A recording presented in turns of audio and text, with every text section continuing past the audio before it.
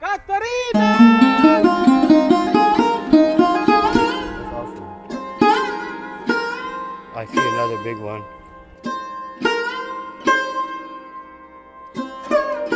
You're a nice guy, huh?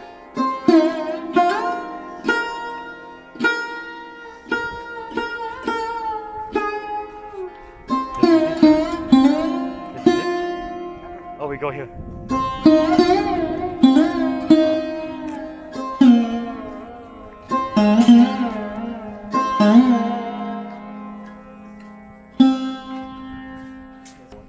Two walls, inner, outer. Yeah, this is the inner wall, that's the outer wall. Within the inner wall, that's the area the ruling class used to live in, but also the inner wall for the subject. You said that on the inside was the ruling class. Ruling class. So I talk of the ruling class, I talk of the rich people. You have in every community you have the elite people. Sure. Yeah, so the ruling class lived in the city center. The people being ruled lived outside the city center. Life in the city center are costly compared to the life outside the city center. Right.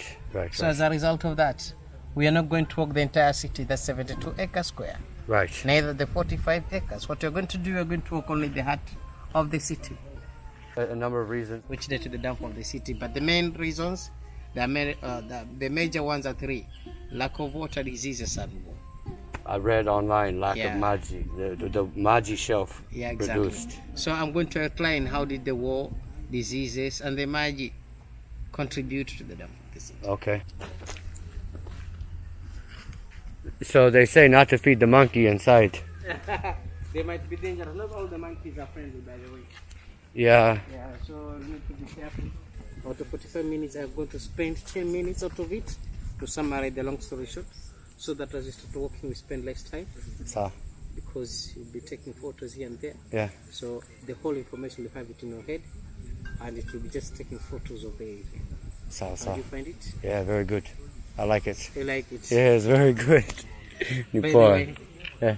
This was a city, as I told you earlier. Yeah. GEDE was a city, Malindi was a city, Mombasa, Lamu, Zanzibar, number of towns, each had a school. According to Kakma was an archaeologist. Okay. President of Zanzibar. He did here excavation 1948 to 1958. During the excavation, there are a number of things that Kakman found in here. Most of his history is from archaeological artifacts and others from the area of the community. Okay. Yeah. But before Kakman came in here, we have other authors who have written their history too. When you compare the book of Ibn Battuta, which speaks about the input of African people to the globe, while most of the Kakman's book speaks loudly about the input of the foreigners to the globe, forgetting to mention the Africans themselves.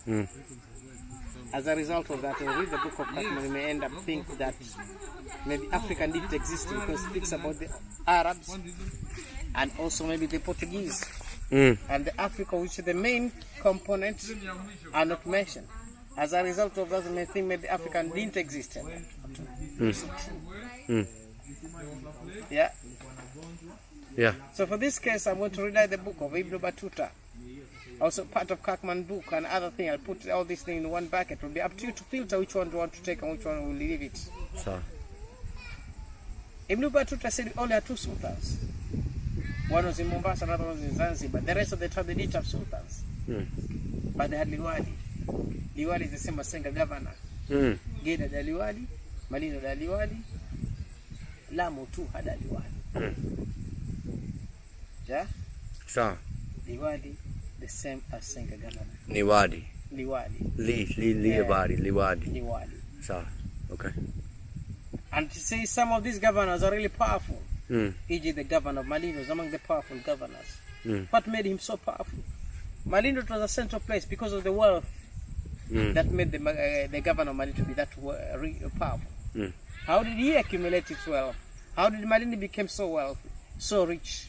Malindi was a central place whereby sailors from Zanzibar and outskirts of Zanzibar who wanted to sail down to Lamu to make a stop over Malindi, and sailors from Lamu and outskirts of Lamu wanted to sail down to Zanzibar to make a stop over Malindi. Due to that, it made Malindi to be one of the busiest towns. It made Malindi to be one of the busiest towns and rich town. Because of loading of goods from the boats, One could spend 3 days, 2.5 to 3 days, only offloading. The time want to depart, 3 days again. So a week will have gone in preparation. You remain with 2 weeks, 2 weeks for butter. Butter trade. That was the business of the day. Butter. Yeah, barter trade. Exchange of good for goods. Oh, barter. Yeah. Yeah, barter. Barter. Barter. Yeah, barter. Yeah. Yeah, Just accent. Yeah, you have the word just accent. Yeah. Just the accent. Yeah. Exchange of good for goods. Of which it is said, sailor as far as Muscat. Muscat. Oman.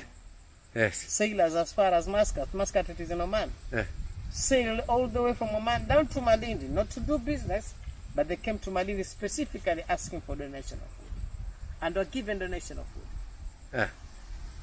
When they were given donation of food, they traveled back home, explaining how they've been treated, how they've been handled, how good they've been handled by the local people. And that message reached the Sultan of Oman. As a result of that, that was one of the reasons which made him to shift his headquarters from Oman down to Zanzibar. Yeah. And he could rule the Oman when he was in Zanzibar. The Sultan of Zanzibar, his name was what? Help me remember. We had a number of sultans. There was many. Yeah. Sure. So we're talking about still 10th or 11th century. Sasa. Yeah. Okay. So. That's why the initial one who shifted his headquarters from Oman to Zanzibar, he came to Zanzibar simply because of the positive story about East Africa. And when he came there, he became overall sultan. As a result of that, the governor of Malindi was being praised of what he has been doing. When that happened, the governor of Malindi could not respect his boss, immediately boss, that's the Sultan Mombasa. Since he could make things, I think, could fix things, I think, could move on smoothly, he saw no reason of him respecting his boss. As a result of that, there was friction between the two. Between the Sultan of Malindi and the Sultan Mombasa. The governor of Malindi and the Sultan Mombasa. Later, the governor of Malindi had to declare himself as a sultan. After he declared himself as a sultan, the other two governors, GEDE and Lamu, were unhappy that one of their colleagues, one of their fellow governor, is no longer governor but a sultan. So they reported him to the Sultan Mombasa. After they reported him to the Sultan Mombasa didn't react immediately. As was taking time to examine the issue, the problem, the Sultan Mombasa, these two thought that it's taking too long, probably is happy about what is going on around on the ground. So they too ended up declaring themselves as sultan too. They all became sultan. That's the starting of mess. As a result of that, the title Malindi is a Swahili noun meaning full of wealthy. Mali is in Swahili meaning wealthy. Then the expression how rich the town was, Malindi, a lot of wealth. Wow, okay. That's why to give donation to country like Oman and other people. That time, not today. That time it was a very rich city. Today it's not a rich town. Yeah, it's changing. Yeah. Total opposite. As all this happened, when friction started here and there, it happened Vasco da Gama happened to come to East African coast. When Vasco da Gama arrived in Mombasa, the Sultan Mombasa didn't welcome Vasco. In fact, wanted to kill him. But Vasco da Gama narrowly escaped from Mombasa to Malindi. When arrived in Malindi, was given a warm welcome. He stayed in Malindi approximately a year. In that staying, Vasco da Gama, there are a number of things Vasco da Gama learned from the local people. Also, the number of things the local people learned from the Portuguese too. Unfortunately, these things the African people learn from the Portuguese have been well captured in books of Cartman and other people. But those things the Portuguese learn from African people are never written in their books. And this has created a scenario where African people have nothing to offer the globe. Sure. Because no written evidence. And that's not the case. There's no way one can stay in a particular place a week or 2 weeks, or even a month, without learning anything from that particular community area. And here we're not talking 2 weeks or 3 weeks or 2 or 1 day. We're talking 1 year plus a few weeks, a few months. As a result of this, I want to explain to you what did African people give us, not what we learned, but what we gave out. Yes. How people learn from us.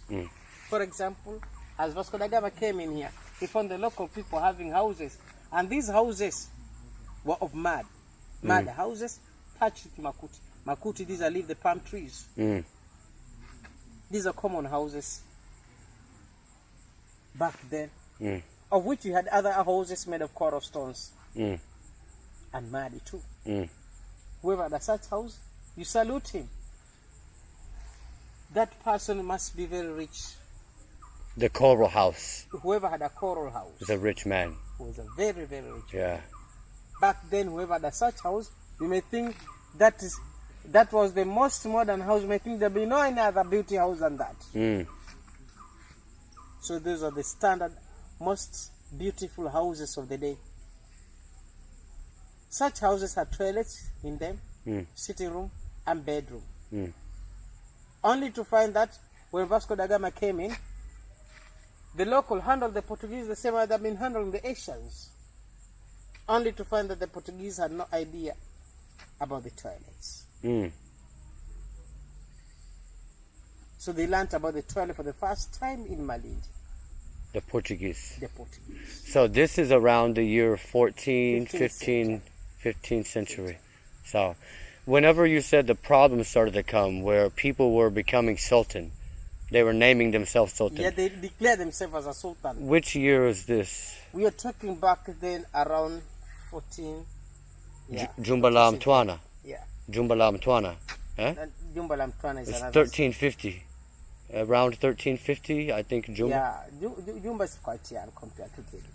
So yes, that's what I was seeing online. Yeah. It's younger. Younger. Yeah. GEDE is the youngest, but GEDE compared to Jumba is younger compared to GEDE. GEDE to Malindi, GEDE is young. GEDE to Mombasa, GEDE is young. But GEDE to Jumba ruins, GEDE is old. Yeah.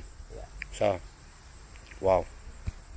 As a result of that, the Portuguese learned about the toilet for the first time in East Africa, that is in Malindi. Wow. We didn't have taps back then, but we used to put water in clay pots. We put water there, it's cool. Yes. Yeah?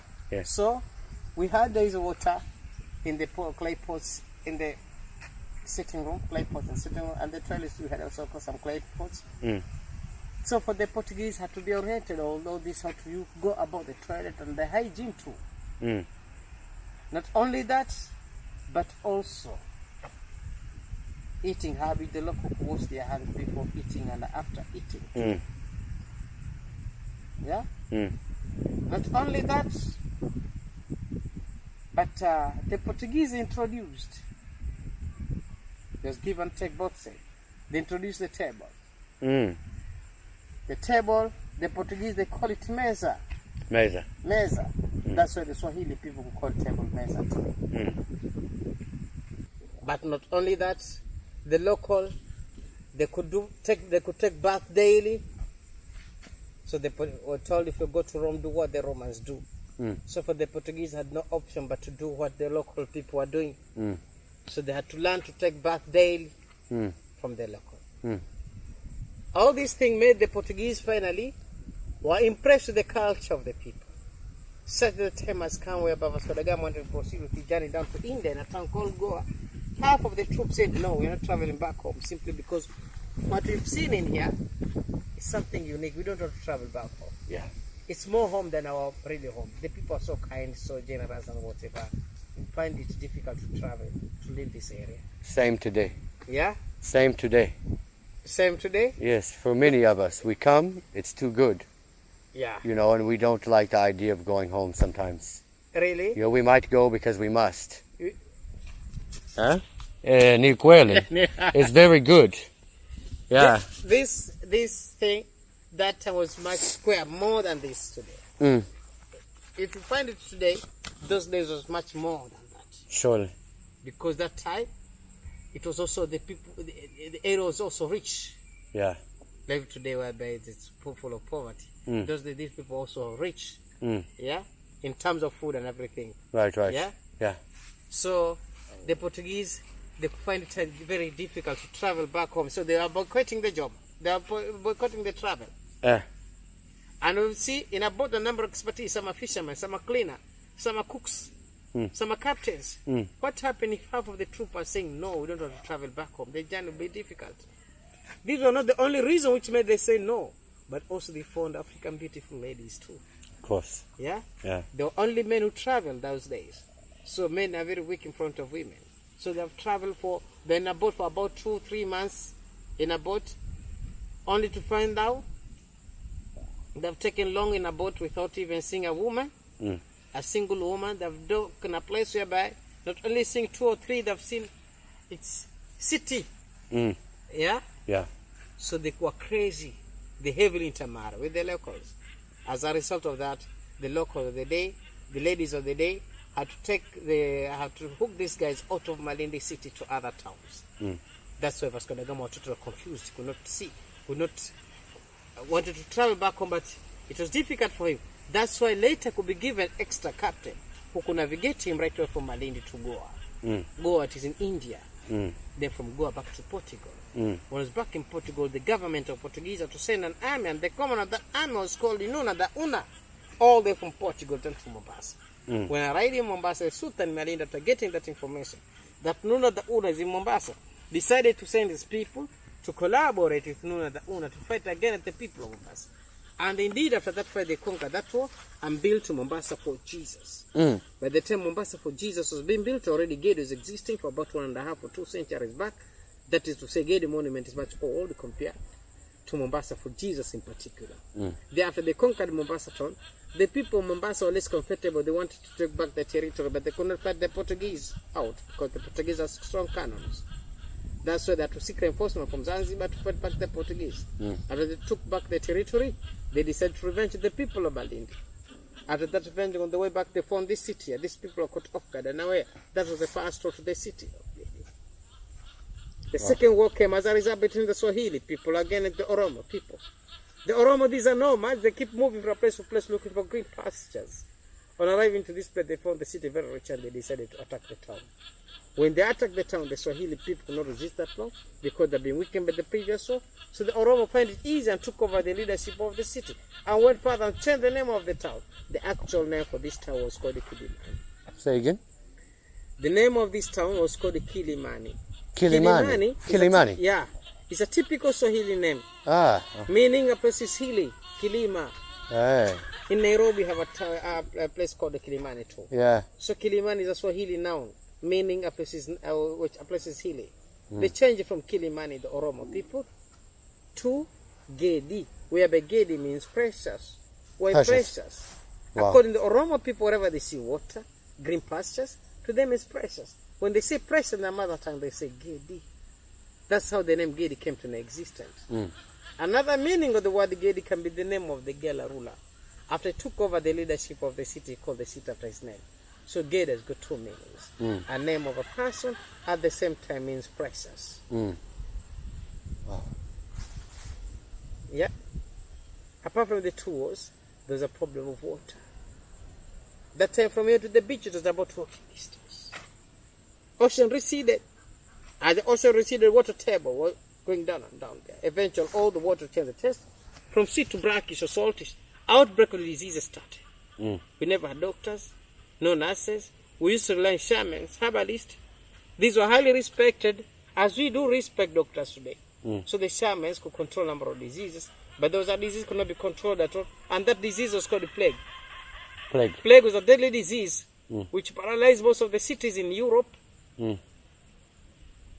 So when the Portuguese came to Malindi, Vasco da Gama and his crew, some of these guys were already affected by the plague through rats or whatever. Please, as a result of that, since Malindi was a commercial hub, people could go to Malindi and butter their goods in there and travel back home. So they could be infected and affect their families, transmit the disease. As a result of that, people are dying of the plague. And since the shamans had that mandate of they could control number of diseases, they were the doctors of the day, But the plague was a foreign disease. Nobody had an idea about it. They too didn't have an idea about it. So they ended up associating that disease with spirits, saying this must be spirit that fear for life. So the only way out to run away. As they ran away, nature took over. Nature played a very big role in dismantling of the structures. When the people have abandoned, fear of the plague, ran away. Those days, whoever wanted to move from point 1 to point 2 needed to have enough water and food to sustain him or her his way. Not everybody could do it. Some of the people died here, other people died on the way. Those people who made it, they could tell the story about this city to the children, grandchildren. Then later, the descendant of this place, they could trace this place. After being told whatever that day, what happened. When they traced the place, they found the city was under a jungle. Nature had already taken over. They had to pray to the ancestor. As they keep praying to the ancestor, she developed, it became a shrine. GEDE became one of the active shrines. People who come in here asking for aid, asking for children, making wishes, and the wishes to come true. Due to that, it was not allowed one to pee, neither to poo, simply considered the holy. Yeah? But as you understand, according to man nature, if you are told to not do A, B, C, D, that's exactly what you're going to do. For those people, pee and poo, they saw the consequences of it. Other people could become invisible people, others could be stung by bees, others ended up became good ambassadors. That's why till today it's not allowed on to pee, neither to poo in the city center.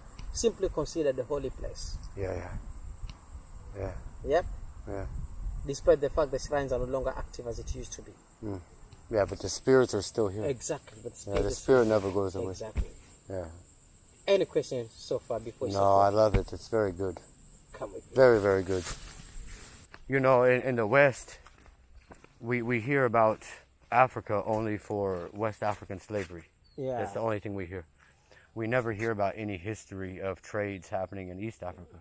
So when I came the first time, I was very shocked when I was taught about Swahili culture and the Oman coming and all that. It was very, very shocking to me. And I feel like the world doesn't know. And the best thing they could do is come and see this incredible already. Exactly. Because whatever it was, people have been brainwashed. The positive things, as I told you, that is when you consider the book, some of the written, even when you go to internet, speaks very little about about the input of the locals to the globe. This one is a public water well. We fed the water from this water and pour it here, and the water flow. Once the water could be poured here, the water could flow in here, get in the cistern. Washing of hands before one enters in the mosque, one has to do ablution. This is the inlet, water getting in here. Once the water get in the ablution, when get in the cistern, one could take an ablution. After taking the ablution, the water should remain in here.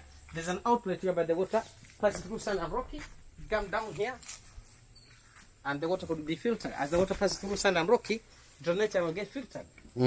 So on top of the recycling of water, the idea of recycling water existed back in 13th century. African people had that knowledge of recycling water. 200 years before the Portuguese Vasco da Gama was born, the African people had that knowledge already. Leave alone that one there, burning of the coral stone and coming up with the cement. Yeah? Them days we didn't have bamboo, rhino, no blue triangle cement. These people had to burn the coral stone, press them together. White powder, the one which was used as a cement. They burned it to make it come strong. They burnt it. Once you burn the stone, you burn the stone, you make it weak, and you can easily grind it. Become that ash you mix with water for plastering. Plaster. Yeah, and which you join the coral stone with mud, as this one here. Then you use that cement, that powder for plastering. So we have coral hapa. Yeah. Na mud. Yeah, that's a mud. Mud and maji. Yeah. Coral and fire. Yeah, coral. Coral na moto. Yeah, coral, the powder of the coral mixed with water become like stone again. Wow. For plastering. Amazing. Yeah. Amazing. Let's get to the GEDE. The grey cement is not original. Renovation been done using modern cement. They did this for preservation. Yeah. Because they were splitting. Yeah, exactly. Yeah. Due to weathering and other things. Wow, brother. This is incredible. You know what I like about you? Lucky enough you are with me. Otherwise, if you could get another guide, maybe you could be just be taken very fast and could not get all this information. I was about to say, what I really like about you is you're very deep into knowledge. Thank you. And you're not bored. You're not bored. You advertise me too. Oh, absolutely. When the clients come in here, say, by the way, this is the mihrab where the imam standing here, they talk to the believers. The men could sit at the front while the women could sit at the back. And this pillar could support the roof. While this one is the mihrab. For the priest. Yeah, and the muadhin can come in here and make a special call for prayer. He can do this. Oh. Allahu Akbar, Allahu Akbar. That is a special call for prayer. Acknowledges Muslim. That's a prayer is about to be. Get prepared. Come for prayers. Is there a right way or wrong way to pray if you're not a Muslim? Like if let's say I'm a Christian, or let's say I'm not a Christian, but I believe in God. Is there a wrong way for me to pray at a place like this, or should I not do it? You can come and pray. I could even pray there when I go, if I want. Yeah, that's why. I can just talk to my God. Exactly. So. That's why I thought this was a shrine. Yeah. I always talk about the shrines. Wow. The people who are not Muslim that day, they had African belief, African faith. Right.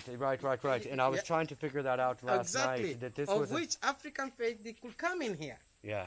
That's why I told this was a shrine. Today the shrines are no longer active, but still people have been coming here making wishes, and the wishes could come true. Wow. That's why despite the fact the shrines are no longer active, it's not allowed to do pee poo anyhow in the city. So we believe God is one. So the formula you use to get in there, everybody can get. But indeed, you can come and just pray here. Wow. That's a mihrab. Incredible. Yeah. Yeah, very moving. Yeah. Yeah, So if you want to make a wish too. Yeah, before I go. But you're not coming back here again. You're going. Maybe we shall come back for that. Oh, there's a different way. Oh my goodness.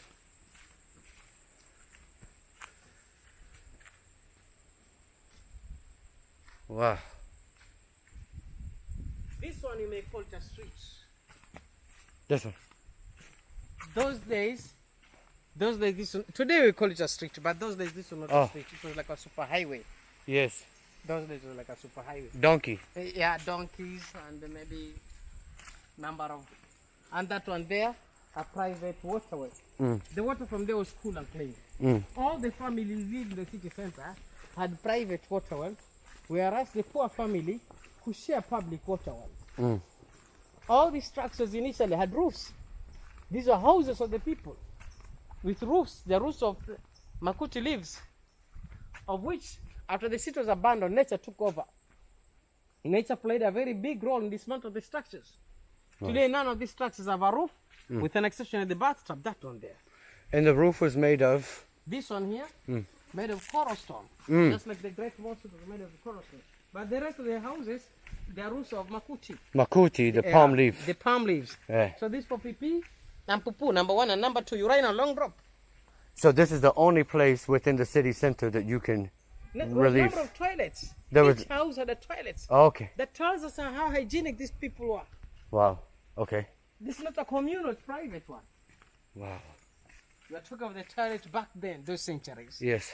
And this one here, that's the bathtub. The timbers are not regular. They've been put there to prevent the roof from falling. Wow. Incredible.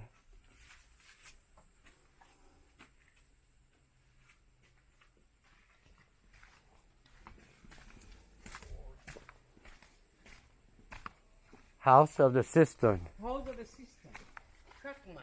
Wherever you find something to label the area, couldn't they find it found? Kakman was a British resident of Zanzibar. And wherever you find something to label the area, couldn't they find it found during his excavation? After he excavated this place, he found a cistern tank of water. This clearly indicating that the owner of this house, indeed, was not only rich but super rich. Why may I call him super rich? Back then, whoever had a stone house was considered a rich man.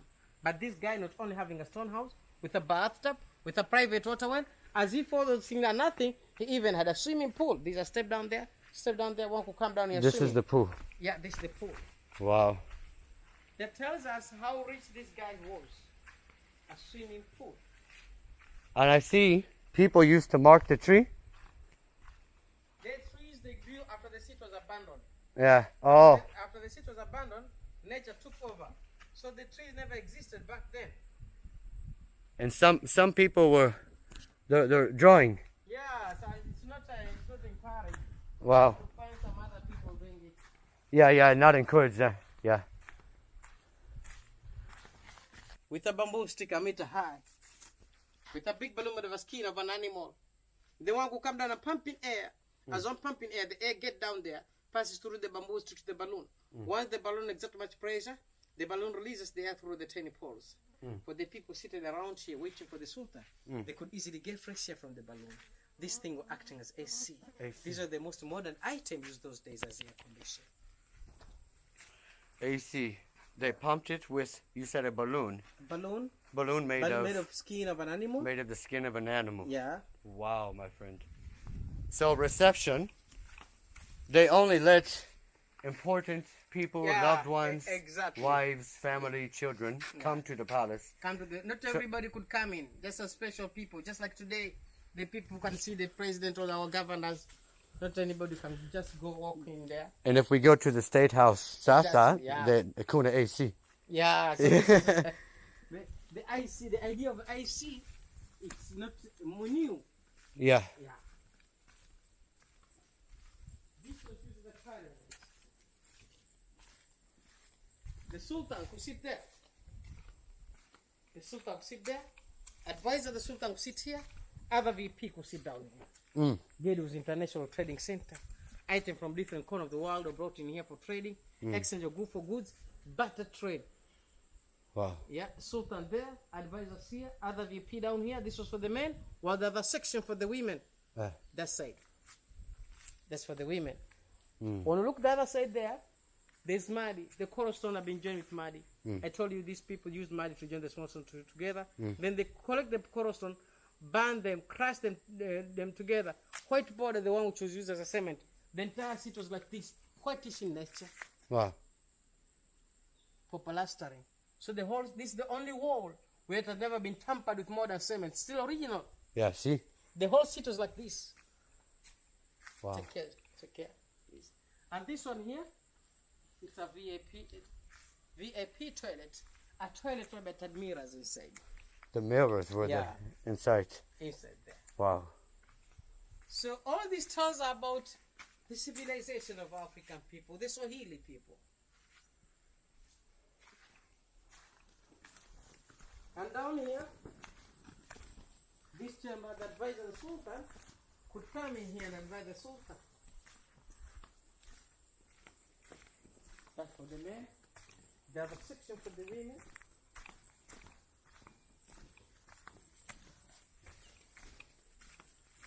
The pillar too. Wow. The last two sultans. Wow. The last two kings after that, they buried under these two. We are number of sultans. They are here now. The last two, the skeletons are stuck down there. Nobody removed. Yeah, they were never removed. Wow. When you go to the museum, we're going to see only the artifacts, not the remaining of the human bodies. So, this the last two sultans are buried down here, and this is the harem, the houses of the wives of the sultan. The sultan had 4 wives. Each wife had her own house, and each house a self-contained house. This one here, that's another air condition. Wow. That's for PPM. PPM for number 1 and number 2. You're riding along, bro.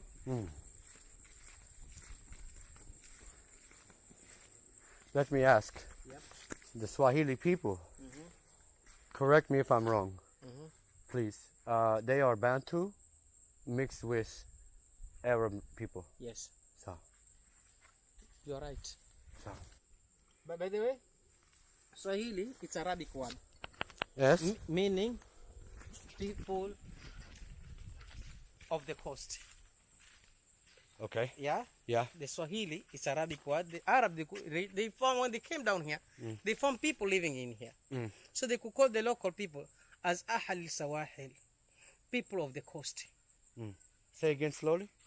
Ahal Sawahil, people of the coast.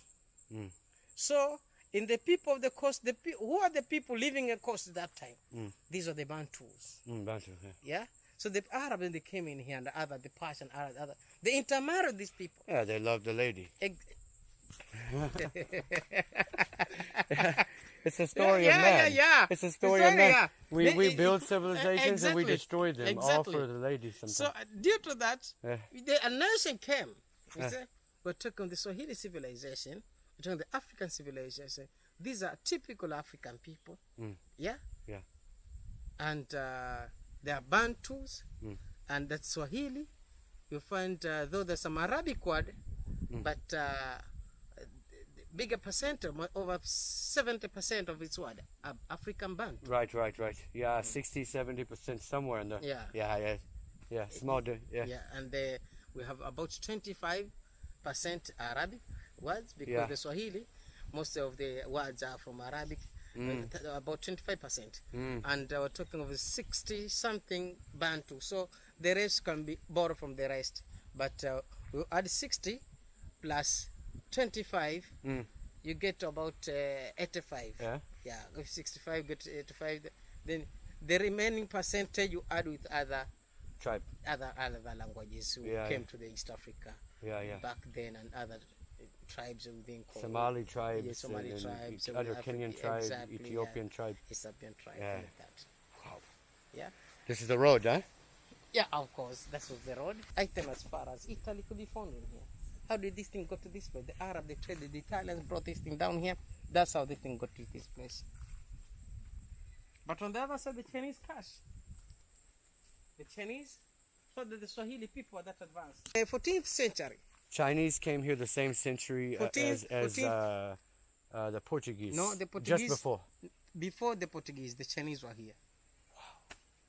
The Chinese they came here much earlier. They're still here. Yeah. They're still around. Let me explain about their story so that we get why they are still here. When the Chinese came in here, initially, they came with they introduced money. And they introduced money, the local rejected it. Because that time, the local were using barter trade. So the Chinese, their money was rejected, and they traveled back home. When they traveled back home, they came with goods. What kind of the goods that the Chinese came with? They came with silk material. Silk. And porcelains. As a result of that, the local needed, the Swahili people needed the porcelains, needed the silk, because the Arab back then had cotton materials selling to the Swahili people. Where the local used to put hides of animals as or cotton cloth. Those are the only cloth. Either hides of animal or cotton. They were the only available cloths back then. So the Chinese came with the silk. Silk was a fashion. Everybody needed the silk. As a result of that, buying the silk, the Arab lost the market to the Chinese. Not only getting the silk from the Chinese, but they could get the porcelains. The porcelains, back then, the local had wooden carved bowls and calabashes and clay pots. Somebody was called porcelains, shining bowls. Everybody needed them.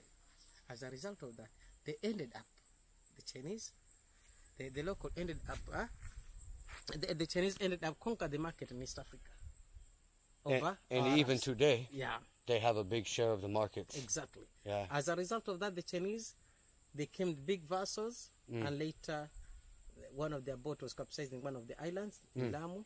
That's why if you happen to travel to Lamu, there's a place called Shanga. Shanga.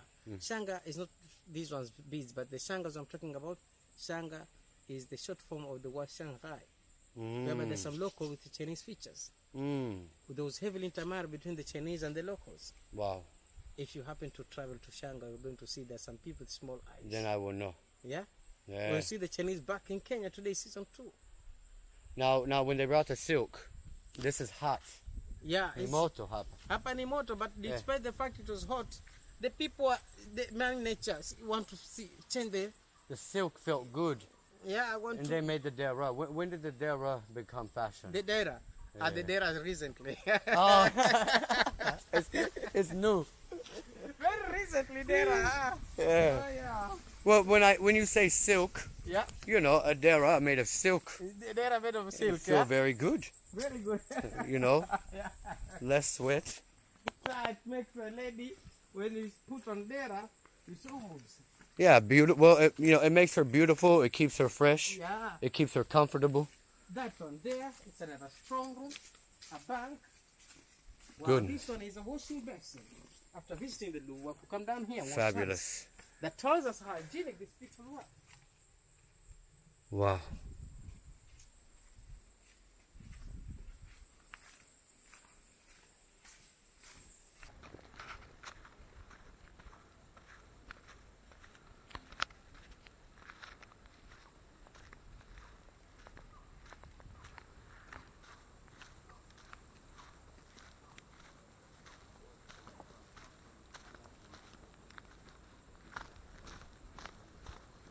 Or do you also go up country? When I go to up country, I only go for safaris to Masai Mara. Yeah. But when I come to coast, I'm only doing the history part of the historical sites plus excursions. Excursions, the short excursions I'm talking about is a dolphin safari, or sometimes you're talking of like creek safari. Yeah. Creek, like Mtwapa Creek? Mtwapa, And other ones? Creek. Yeah.